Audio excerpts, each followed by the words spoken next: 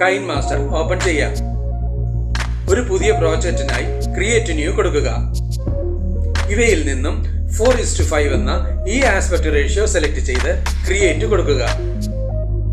Image അസസിൽ നിന്നും white colour select ചെയ്യുക. നിങ്ങൾക്ക് ലഭ്യമായിട്ടുള്ള ട്രാൻസ്പെറന്റ് ബോർഡർ ഇമേജ് ഓപ്പൺ ചെയ്യുക.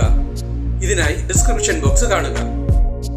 ഈ ലെയർ സ്ക്രീനിന് താഴെയായി കൊണ്ടുവന്ന് സൈസ് അഡ്ജസ്റ്റ് ചെയ്ത് വെക്കുക.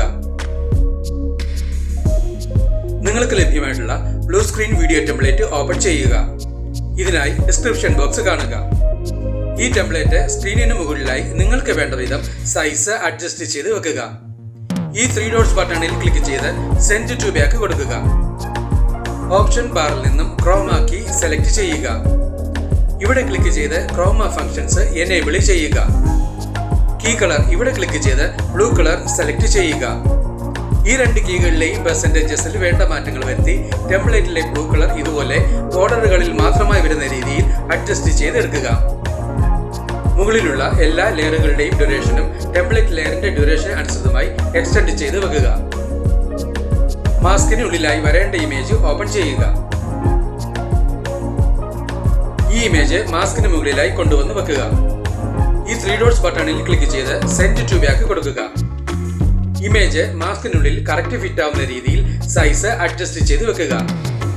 ടൈം ലൈനിൽ നിന്നും ഈ ലെയറിന്റെ ഡ്യൂറേഷനും മറ്റുള്ള ലെയറുകൾക്ക് സമമായി വെക്കുക. കർസർ ഈ ഇമേജ് ലെയറിന്റെ ബിഗിനിങ്ങിൽ നിന്നും ഒരു ചെറിയ ദൂരം മുന്നോട്ട് വെച്ചുകൊണ്ട് നിങ്ങൾക്ക് വേണ്ട രണ്ടാമത്തെ ഇമേജ് ഓപ്പൺ ചെയ്യുക. ഈ ഇമേജിന്റെ ബാക്ക്ഗ്രൗണ്ട് റിമൂവ് ചെയ്യുന്നതിനായി ഓപ്ഷൻ ബാറിൽ നിന്നും മാജിക് റിമൂവർ സെലക്ട് ചെയ്യുക.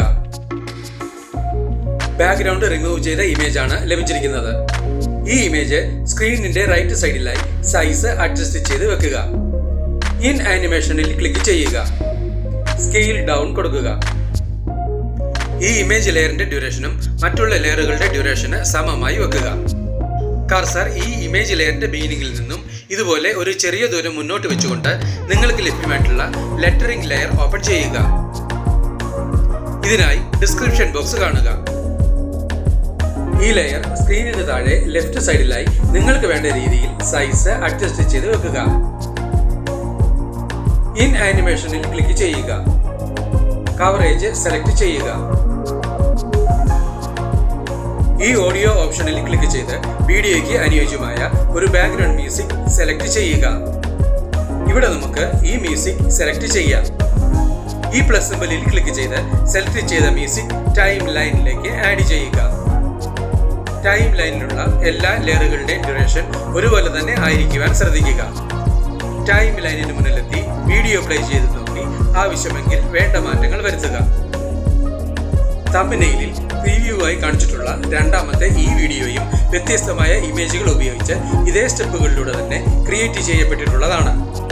ഈ വീഡിയോ നിങ്ങൾക്ക് ഇഷ്ടപ്പെട്ടുവെങ്കിൽ ലൈക്ക് ചെയ്യുക, ഷെയർ ചെയ്യുക, കമന്റ് ചെയ്യുക. ഒപ്പം കൂടുതൽ വീഡിയോകൾക്കായി സബ്സ്ക്രൈബ് ചെയ്യുവാനും മറക്കരുത് എന്ന് പ്രത്യേകം ഓർമ്മിപ്പിക്കുന്നു.